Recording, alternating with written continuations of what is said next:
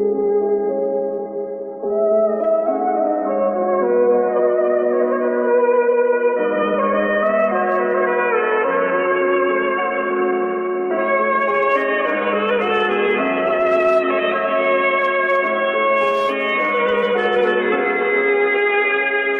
बूढ़ा आदमी हर रात अपने घर के बाहर एक छोटा चिराग जला देता था।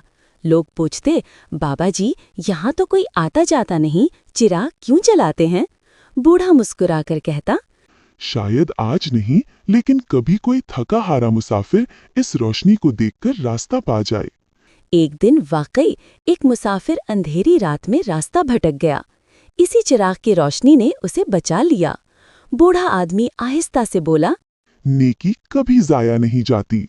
आप सब चाहने वालों से गुजारिश है कि प्लीज हमारे चैनल को सब्सक्राइब कर दें और बेल आइकन प्रेस कर दें।